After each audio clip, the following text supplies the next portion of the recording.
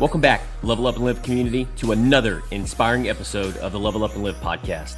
I'm your host, Sean Myers, joined by my co-host, Ewan Heinemeier. And today, we have an extraordinary guest who brings a unique perspective to our show.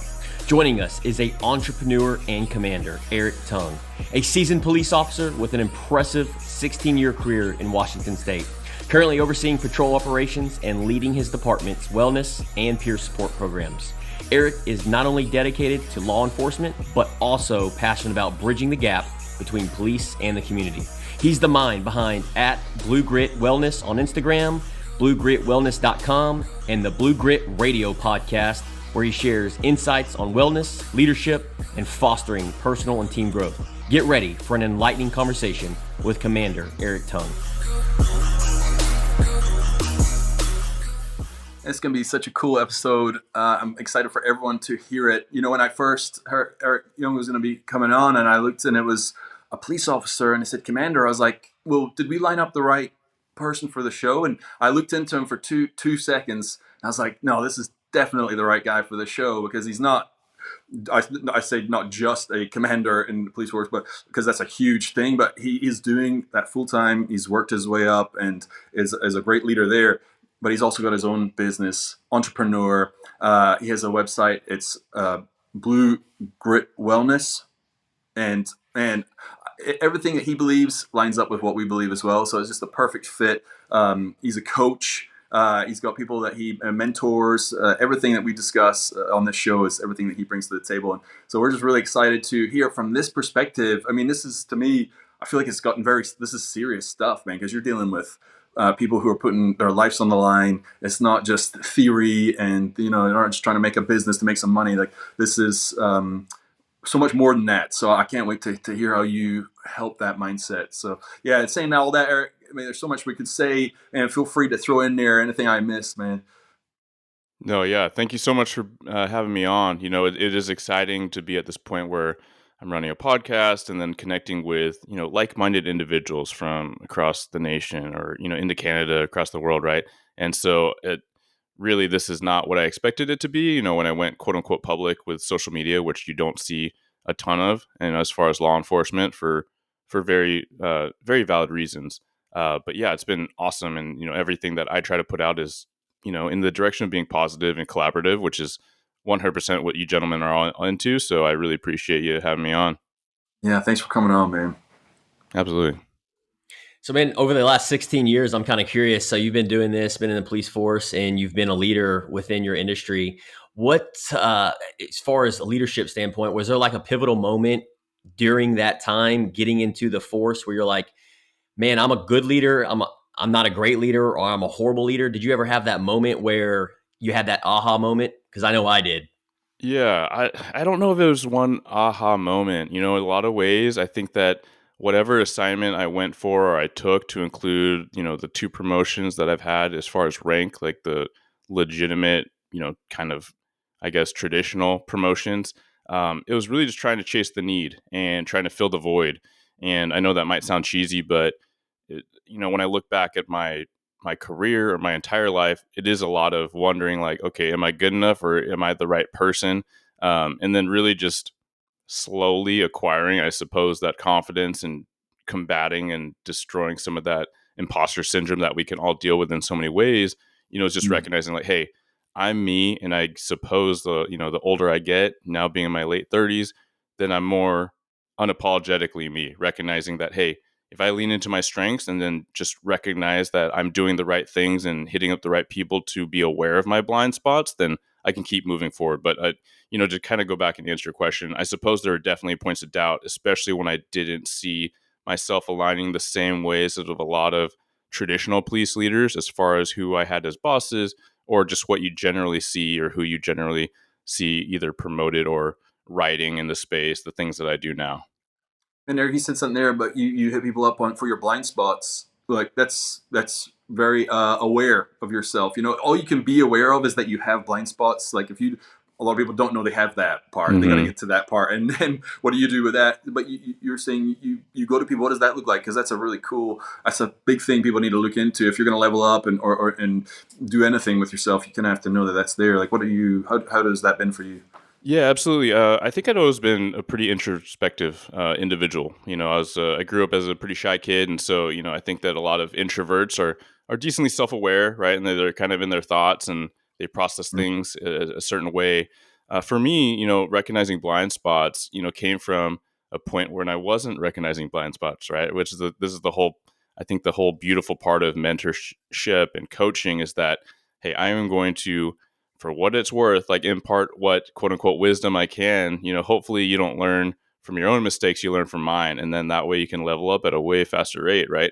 Mm. So part of that came from, I suppose, one example that sticks out to me is the poor, the poor adaptation I had to a lot of stress and a lot of trauma that we are exposed to in first responder work, which Mm. is a lot of what I put out in hopes that people that aren't first responders can glean from that, because we kind of drink from the fire hose, from that, as far as like that adage, as far as life experience. Not to say we know better, but we just see a lot of it. We see people at their best, we see people at their worst all the time.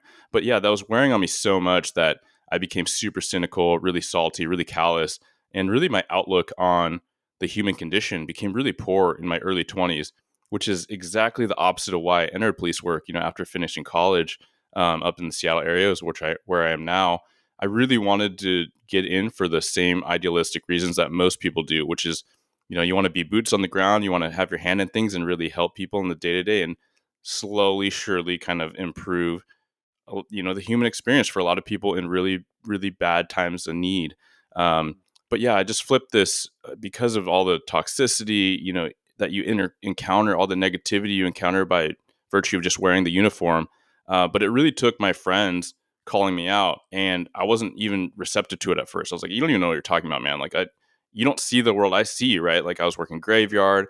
You're interacting with so many drug afflicted people, and you're catching the finger, and these are all the things even before the last few years, right? This is early in my career.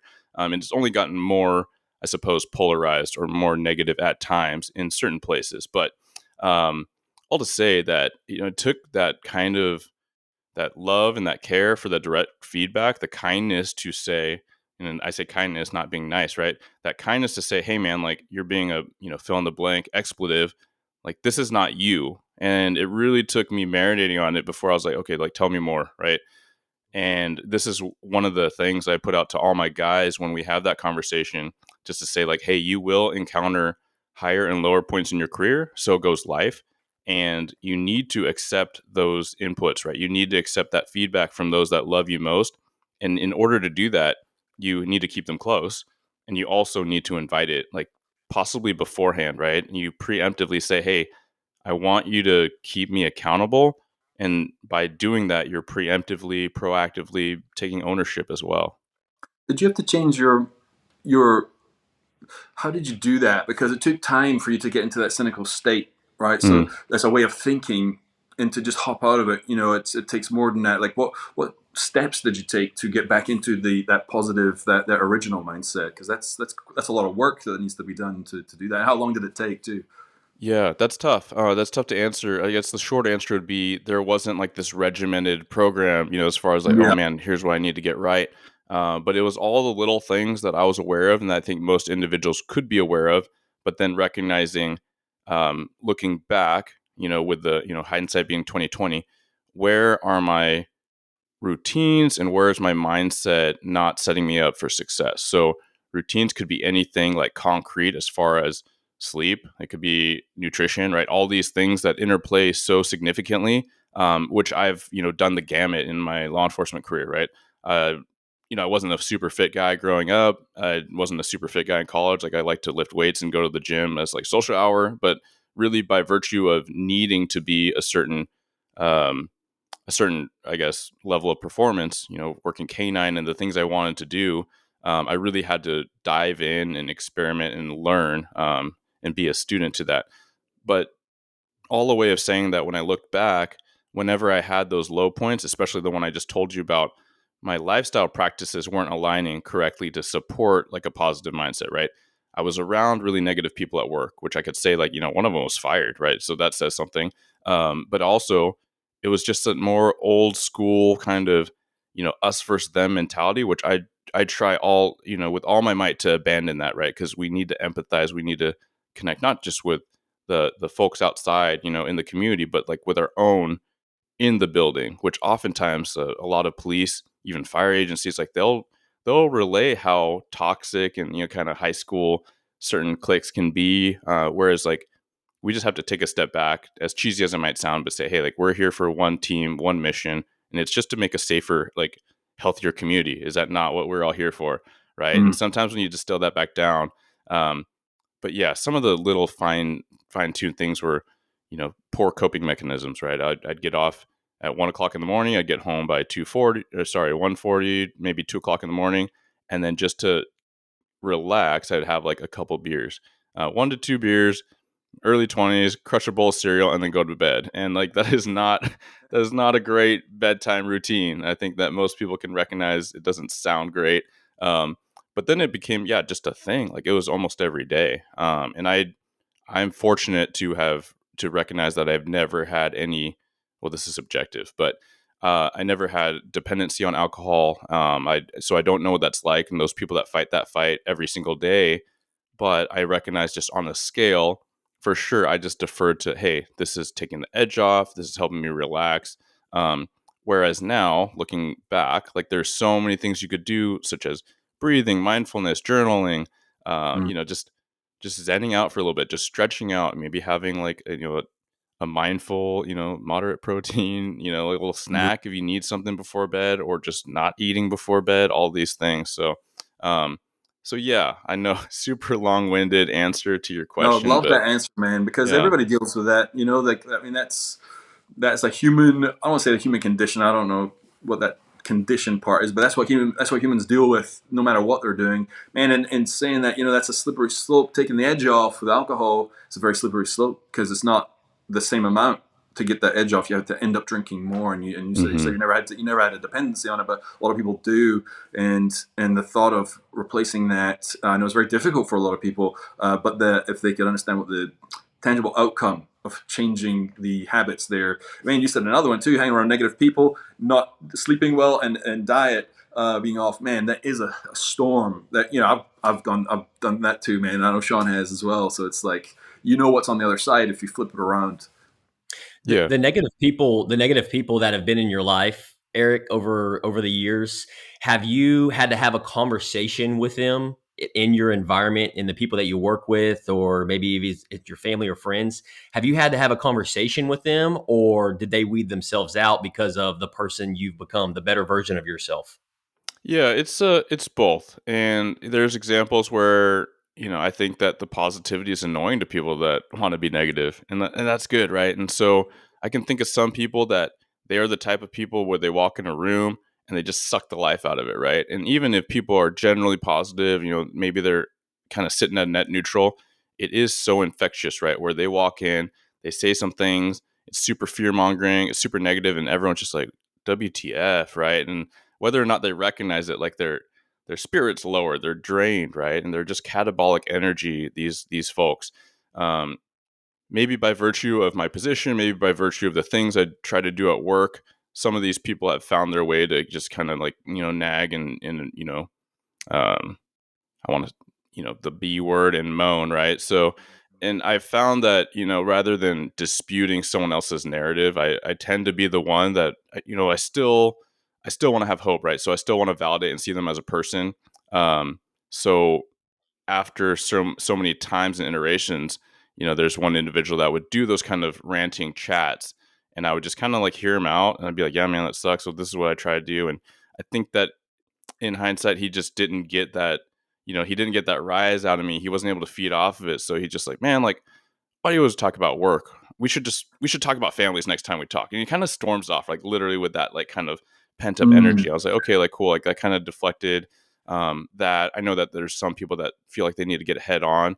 But at the same time, like I would totally encourage people to have boundaries and find what's right for them, because if you're going to have those fruitless conversations over and over, there have been times where I'm just like, hey man, like, what are we exactly talking about? And please, like, not to cut you off, but recognize that what you're talking about is not in my sphere of influence or my locus of control. But if you want to vent, like, I'm here for it. And Yeah, generally I people feel love that. unproductive, so that they kind of end it or we talk about something else. Man, you're really highlighting what they're doing. I don't think a lot of people know they're being negative. They just have this, whatever that negative thing is going on inside them. They see a chance to get it out, and they don't use, but it's another human being to just get that frustration out. And yeah, man, and I hear what you're saying there is like really they're not getting that rise, that confirmation that yeah, life is bad. They just want that consoling. Yeah. They hang around with you long enough, they will end up having to either not be around you or shift into your Yes. vibration of positivity. Yeah.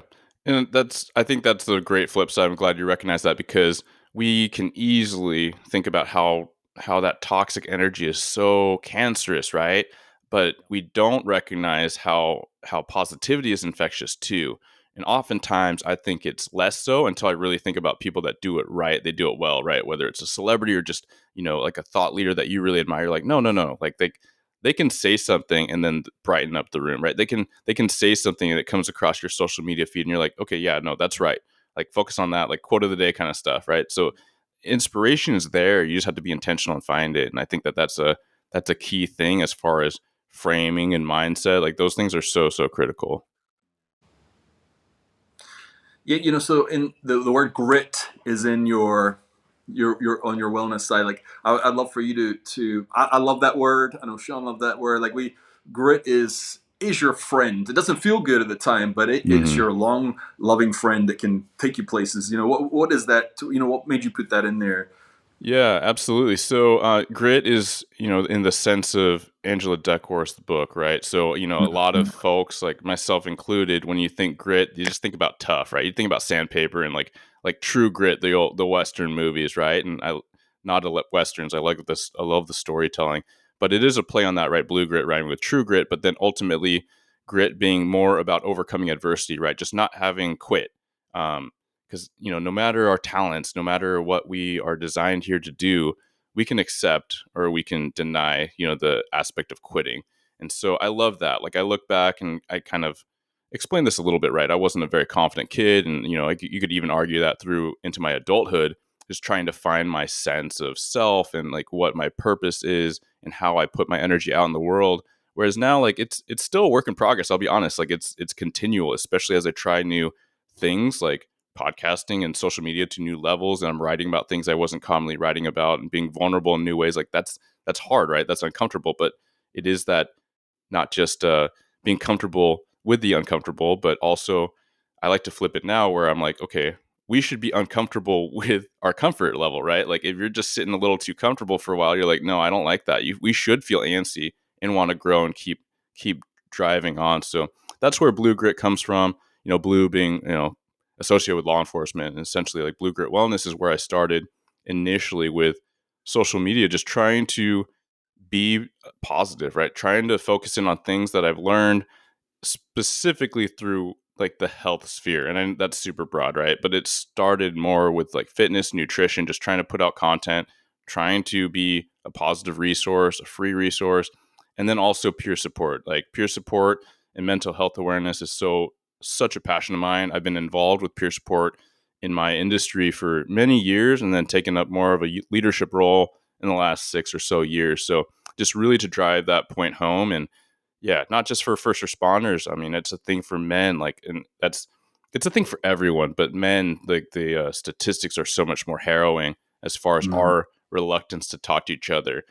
So yeah, just to keep beating that drum until, as I like to say, until it's redundant. Like I will shoot for redundancy, because that means finally everyone will get it and they'll kind of roll their eyes like, yeah, I get it. Peer support, talk to somebody. I do that. Yeah. Yeah. Awesome. Mission accomplished, right?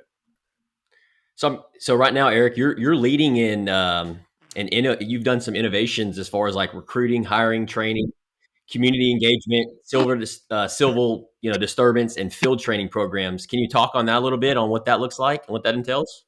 Yeah, absolutely. So those are some of the different roles I've carried, and some of the things I still have a little bit interaction with. I'm passionate about every aspect of law enforcement that I've been a part of, but some of that was changing hats. So pretty early in my career, I became a field training officer, which is exactly what you see in the movies and all that. It's just the officer riding shotgun, just telling the rookie like what's going on. So that was pretty early on, and then I got involved with our civil disturbance, so kind of our riot control team, which is something that you train for a little bit, and you don't typically get deployed to anything exciting except for the last several years, right? We had crazy violent May Day riots in Seattle with literal dumpster fires, like people lighting dumpsters on fire and like rolling down the alleys, and so yeah, all that kind of stuff. And then 2020, of course. So being deployed in that for the initial riots, it's just so jarring, right? It's just super saddening to see that level of hate and anger and violence. But then, yeah, I kind of zigzagging around. I worked a canine. That was super rewarding, super frustrating. But again, so many lessons learned. Had some close calls there for sure. My dog got stabbed. We were in a shooting, almost blown up. Like all these things that I've talked about in different podcasts, and not to deviate because it's there's quite some stories, but I'm happy to talk about whatever is helpful for your audience. And then promoting to sergeant as a first line leader and supervisor, and really recognizing like how what it's like to be accountable to a team, right? And that's looking out for your officers' wellness, like recognizing their stress levels, not just the hard skills, but also, hey, how can you help them just be better people, better family members, better, because it's all intertwined, right? And I like to focus in on the fact like we're we're in the people business, law enforcement and first responder work. If we take care of our people, then they'll take care of others. Like that's the job. That's 100% the job. So when the old school traditional leadership's just like, hey, you're a cog in the wheel, just do your job. Like, no, Yeah. you got to take care of the person to have them do the job so they don't burn out. And that's super translatable to like every industry, right? Like all my college buddies are doing everything, from like accounting to real estate. And I know that like you guys understand those worlds too, but like burnout is a thing affecting everyone. Like we're just moving faster and faster. And who's really, I mean, you guys are entrepreneurs. Like, are you ever off work? Is your phone ever Yeah. not like blowing up? Right. So like recognizing that as the world picks up faster, we may or may not control that. We can, create boundaries, but that's exactly that. Like what we can control is factors that help our resilience, right? Factors that help our health. And I think we can all recognize that, like, at times that we were like thriving in life is when we were taking care of those things. And the times that one of those or one or two of those, kind of spokes of the wheel dip, whether it's sleep or whether it's working out or whether it's, having relationships with our buddies or our families, then that's where things kind of got out of whack and we Yeah, had to talking about that refocus in on that. resiliency, and Hmm. you listed a Man, number of things there. You think all that combined builds that resiliency, or is there any one specific thing that you hone in on for that resilience that really helps you? Yeah, I think that they're all combined, and I went to a resiliency training a number of years ago, and I was already super curious and loved consuming podcasts and reading articles and everything that I can for all things health, whatever that means, which is such a wide thing, right? Um, but someone actually asked in the class, like, "Hey, can you learn resiliency? Can you build resiliency?" And the instructor actually said, "I don't know. That's a good question." And then even in the moment, I was like, "Huh, that is a good question." But literally, it was one of those things. I'm on the drive home. I'm like, well, absolutely, absolutely you can. Like I saw myself as a pretty fragile, shy kid, right? Like I lacked confidence. I was not self-assured. The things happening in my life, I was like, man, like, am I good enough? Like I didn't think of it at the time growing up. I just thought, yeah, I'm just a kid and I'm pretty sharp and I work hard, but like, am I really like good enough? Especially having a really tumultuous relationship with my dad and those senses of fatherhood and now me being a dad, but those are things that I always wanted, but always terrified me growing up. Like I was like, I want to be a dad, but am I going to be man enough or whatever that means? I don't think it's shocking to realize that there's probably a correlation with doing this like quote unquote like tough job of like the perception of a police officer to prove that to myself at a younger age. But ultimately, I don't think it's the one thing. I think that your entry point to resilience can be one of the prongs of health depending on you and your life context, right? So if someone is really involved with their church community, right? Like that spiritual health angle might be like super strong and it might help them have the momentum to build something else into, like a nutrition practice or what have you. Other people that are really performance driven, like myself, it was really easy to recognize the need to work out. And then because I was working out, I was like, man, I need to get my nutrition right so I can get the most out of what I'm doing. So it was that order, right? And then sleep came way too late, right? Because in your young years, you're like, I'll Yeah. sleep when I'm dead. I'm like, yeah, you will, Yeah. and it'll come sooner. Yeah. So yeah, I'll just say like, yeah, no, like I love the quote that some fitness figures say is essentially like if you're skipping sleep to work out, like if you're already sleep deprived and you're skipping it, then you're stepping over dollars to pick up quarters, right? Or nickels. And it really is that way. And it takes maybe it takes some folks like us who have been around the block a couple times to tell the young bucks like, hey, don't quit that. Like don't ignore these things. They're super, if not more necessary, to get rest and recovery. So I think it depends. Yeah, you've mentioned sleep a couple times now, and that's my thing. Like I love sleep, entrepreneur, like, but I have my evening routine. I have my boundaries. Like my phone goes on do not disturb. I Mm. read a book, an hour prior.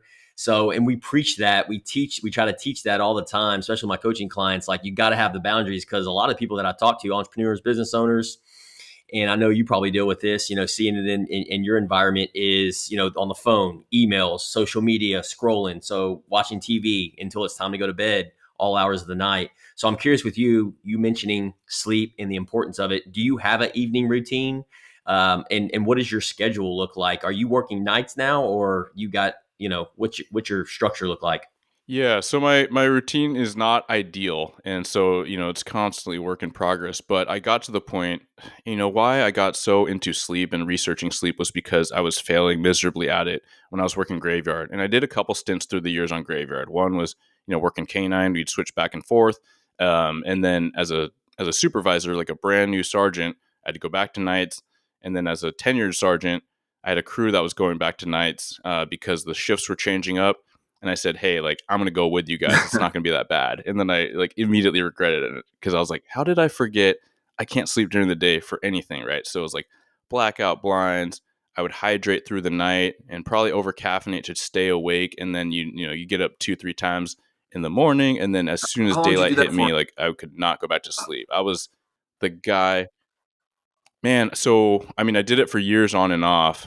So yeah, the most How were recent you at the stint end of was only 5 months? for Because five I know months, if that was luckily, me, right around there. I'm never been a great sleeper. I do immense amount of things to just get decent sleep. Like I have the chili pad Uller, which cools me down. That is the biggest game changer for me. Mm, Blackout yeah. blinds, temperature, all the things, doing all the right things, and I still get these. But so I think about kind of when you're speaking there, it reminded me of I have a daughter, but my son, he was my second child, and I barely remember the first year because it was like up and down, and it was like a blackout for me.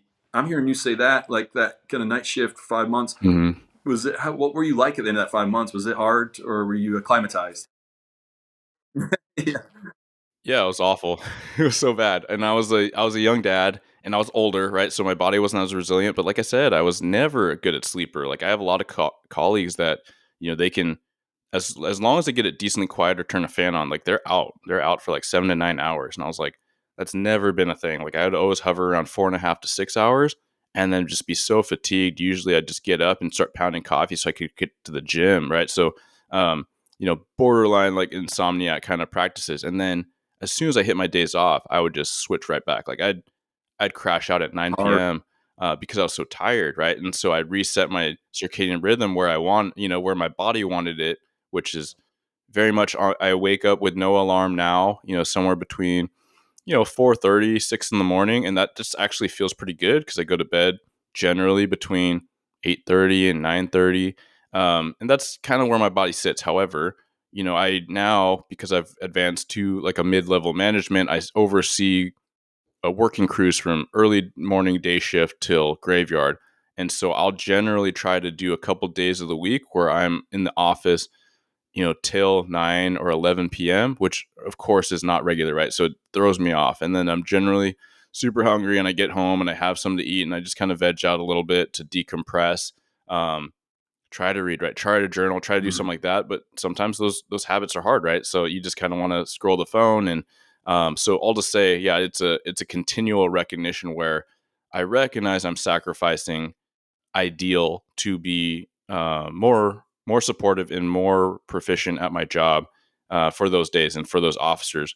It's not perfect, so it's just recognizing, hey, it's going to create a deficit sometime as long as you're And for me, it manifests in me having to catch up, right? The days off, or being more Yeah. intentional on the days And I on to think kind of also, hack I mean, those it's and like curb anything in those. life. Like we talk about, I've been 100% strict on my diet before, and it doesn't work. I will eventually break. I've done different things, and I'm like, it's just too hard, you know. So we talk often about the 80-20 Mm-hmm. rule, or even I try and do 90-10 because that keeps me around about 80-20. Because if I do 80-20, I'm normally 70-30. But you know, as long as if you're doing the right things for your sleep as best as you can, because life is just up and down. You know, there's gonna be those times where you can't do that with career or business or family. And so, yeah, as long as you have the general principles of getting the best that you can, then I think that's the best you can do. You know what I mean? And you really take advantage of those good nights when you can.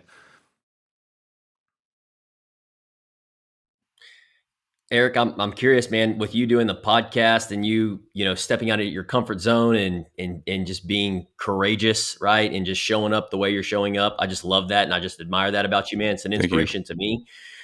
And I really appreciate you being on here today. I'm curious with you, with your leadership role, right? And the impact and the serving that you're doing on these social media outlets with podcast, Instagram, and you've got some followers, you've got some listeners, and you're trying to bridge that gap, right? And make a difference. And you're doing that. You're, whether it's one person or whether it's thousands, you're taking action.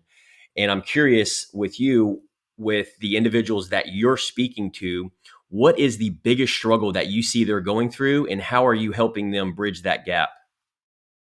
That's a great question. You know, if I was to go across the board, I interact with a lot of, I thought that it was going to be so many younger officers and people coming in, to the job, especially when I was doing a lot of recruiting related content and like, hey, be the change. And hey, like, you don't have to have, archetypical, background like that you see in the movies. Actually, we just want you to be a person that works hard, right? Someone with a big heart, empathetic, and if you Mm. can rise to challenge, like that's what the job is, right? It's just problem solving. Um, I think that the biggest thing is just recognizing like your own limitations. And so, even when I said, hey, I thought a lot of people would be younger individuals trying to come in, I'm recognizing a lot of people that are mid career, similar to me, like they're looking for that continued encouragement because we do go through these ebbs and flows of, kind of low morale, these things. And to be mid career is kind of the toughest spot right now because in the last few years, so many people left law enforcement. Some of my best friends, they went to be Mm. firefighters. They left the state to be law enforcement somewhere else. Washington State, it was a bit more restrictive and challenging in the last few years with legislation and this and that, or people just, completely just quit, right? And so, no judgment. I say that so many times, like, thank you for your service, whether you did 3 or 30 years. But for those that are still here, like, we need to stay positive. Like, nothing else is going to work, right? Nothing else other than recognizing your purpose, like on the daily. And so, to recognize and help people remember their purpose, why they got into this job, and the topics we talk about: wellness, culture, leadership at all levels, right? Ownership. That's been really rewarding to hear from those people that are tenured officers or firefighters or military personnel that have left that behind and they're trying to serve in the new capacity to reach out. The DMs, like, super validating. It seems like you get these like little anecdotes whenever you're like, man, like I'm spending a lot of time on this. Like, is it really worth it? Do you need like one more voice? But I'm reminded by so many people that are supportive and people in my industry, like, hey, like you are an individual, and for some people, like they're not going to be into Eric Tung, right? And then others, like I'm going to resonate with someone, and so just to be able to be that is super rewarding. But yeah, just to help people recognize their own limitations and try to have them help realize how they can combat And these you said these it, you know, a lot of limitations we people put on left, and of ourselves, for course, sure. like you said, no judgment at all because everybody's got their own path. But a lot of people left the states, like you said, or they went to go do something different. You jumped into the fire and said, "I'm going to make my voice go out there," and so that's really, man, that's super inspirational that you did that. And how could you, if you could parcel that up and give it to someone? Of course, you can't, but you know, what would be some practical steps that you would maybe give someone? Like, I mean, we already talked about like the positive mindset and perseverance and whatnot, but there are some things somebody could go out and do and start. They're hearing this and like maybe they're about to make that they're going left, but they really want to go straight. What would you say to them?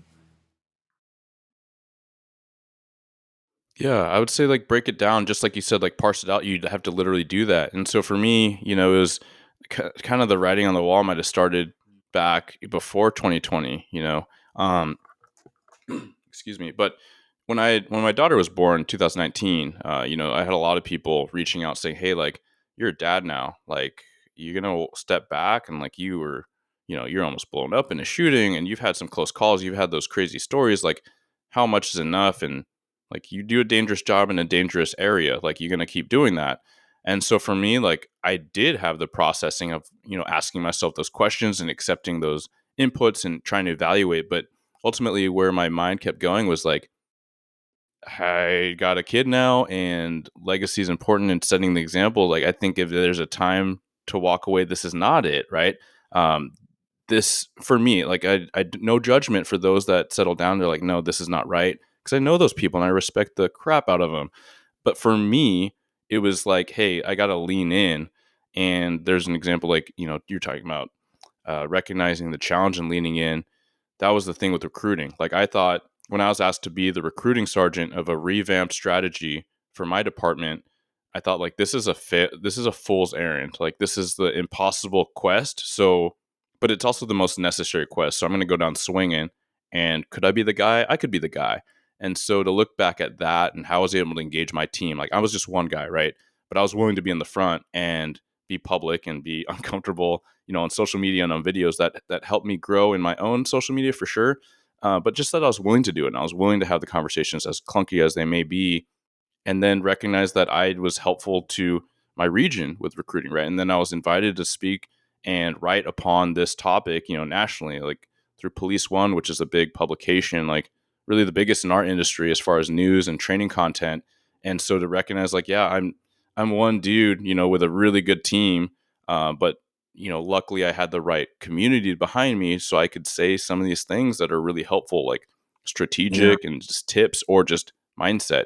And so I think, to take that example and to your question, when people break down like what is the thing, where do you align your, I like these three P's. I just heard it on Michael Gervais' podcast, Finding Mastery. But your passion, your purpose, and your performance. Like, how do you align these things to fulfill your own goals, your own personal mission, and then have it resonate with the other parts of your life, right? Because how that affects your family is absolutely like paramount, right? That's huge. And at a time that those roads diverge, then you got to reevaluate, right? But there's a way and there's a path, and maybe the path's not conventional, maybe it's not what you imagine, but it's gonna be rewarding as long as you have those things aligned.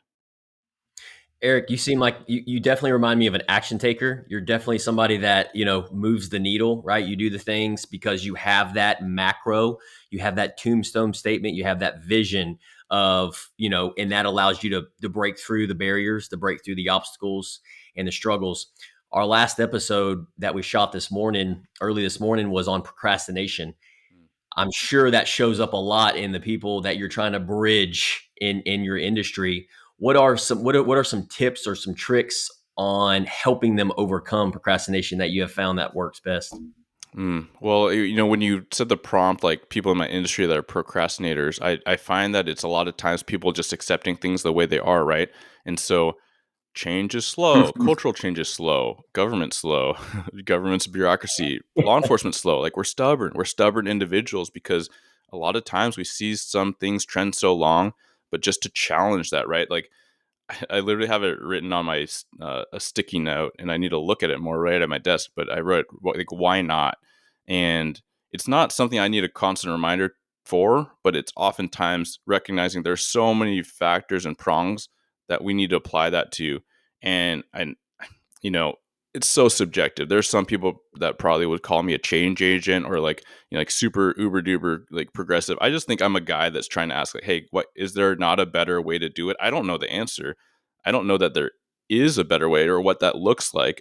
I figure there's got to be a better way because that's just how life goes and how that's how we make progress by asking. But I'm not like the brain to figure it out. Maybe I'm the guy just to ask the question, like get the people in the room talking and dreaming and like wondering, and then we kind of play it back and figure out, okay, like that was definitely not the way.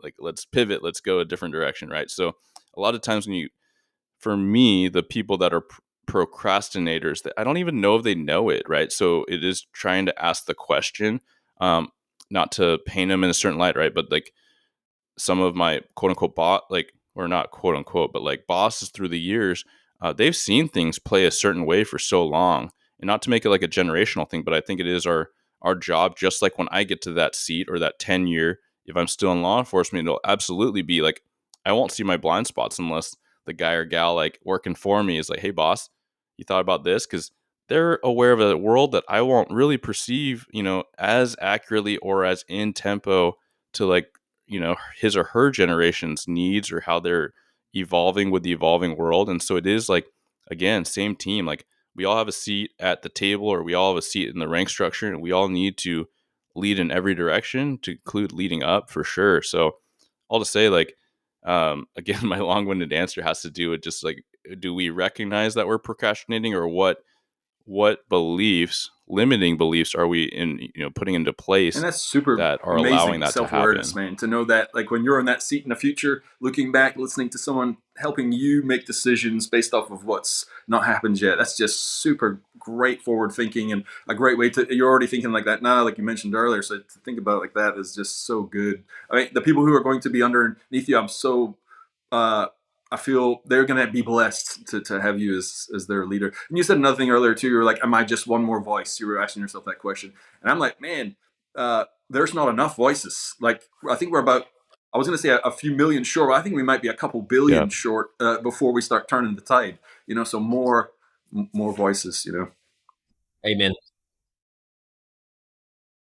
Yeah, I really Yeah. appreciate that. And I agree. Yeah, man. Well, hey, Eric, we really appreciate your time, man. Super grateful for you today. Man, you're Yeah, just one of me those too, guys dude. like I feel like I could just listen to, you know? You know what I mean? Thank Like, you, man. keep Yeah. talking, man. We just ask you a question. You're just a wealth of knowledge. And obviously, the reason you're a wealth of knowledge is because we're just speaking to our younger selves, right? And we're qualified to do that because we've been through it in Mm-hmm. life experiences. And so, man, a couple things to leave you with, a couple questions. How can our support, or how can our audience, our followers, our listeners support you, man?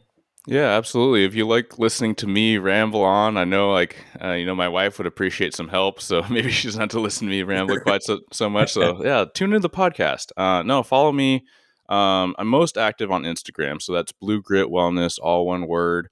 The podcast is on all your major platforms. Please subscribe, download. It's Blue Grit Radio. You'll see a picture of me, an Asian dude in a uniform. I know there's a couple Blue Grit somethings, but I'm active on there. Trying to grow that, so share that out. My website's bluegritwellness.com. That's where the blog started. Not nearly as active, but yeah, you can get a hold of me there. My email's on those different contents, how to get a hold of me. And yeah, love it, and share what's helpful. Love hearing from you. I think that you gentlemen would recognize like or share that sentiment where people following along said, hey, this was a game changer for me. Thank you for having this conversation, or thank you for being vulnerable in this way. Like, that's super rewarding. So yeah, no, I thank you Yeah, so man. We'll put much all for those links having in me in on the and show sharing notes your and on space. social media when we launch the episode. We'll put all those links in there. We'll tag you, and people will find you for sure. So, Second question: what does level up and live mean to you? Leveling up and living is taking inventory of what you have. I think that gratitude, you said grateful, for the conversation or a little earlier. And I love that, right? Because it's, a lot of people think about leveling up and they think about what they're not happy with, right? Like they're thinking about where they perceive a shortcoming or a failure. You see it around New Year's Eve, all these types of times. But no, like we all have so much to be grateful for. If you're listening to this podcast and you have a $1,000 cell phone device in your pocket, like you have so much opportunity, right? So like recognize what you've done right, what you have going on well, and then build that up, right? So leveling up doesn't mean that you're at a low level. It just means you are where you are, and accept that, process that, and then figure out where you and want to we grow. do And a you're post absolutely now able where it to. has the quote from that question, and we put it on social media at some other point. I'm like, that's a T-shirt. That's not just a quote, man. We need that for a T-shirt. That was a beautiful answer. Hey, I love yeah, that. That let's was go. gold, Yeah, man. man. Well, thanks again for being on the show, man. And we always Yeah. Yeah, end up saying by just level up and live, man. So appreciate we're it. just really grateful for you, Eric. Thank you. Yeah. Awesome, man. Level Absolutely. up and Thank you, live, man. gentlemen, so much. Level up and live. And that's a wrap on another amazing episode of the Level Up and Live podcast. A huge thank you to our incredible guest, Commander Eric Tong, for sharing his invaluable experiences and insights with us today. If you found this episode as inspiring as we did, make sure to subscribe so you never miss a future conversation. Leave us a review. Your feedback means the world to us. And don't forget to share this episode with a friend. We rely on your support to reach more people. Remember, it's the power of our community that keeps us going. Until next time, stay curious and keep the conversations alive.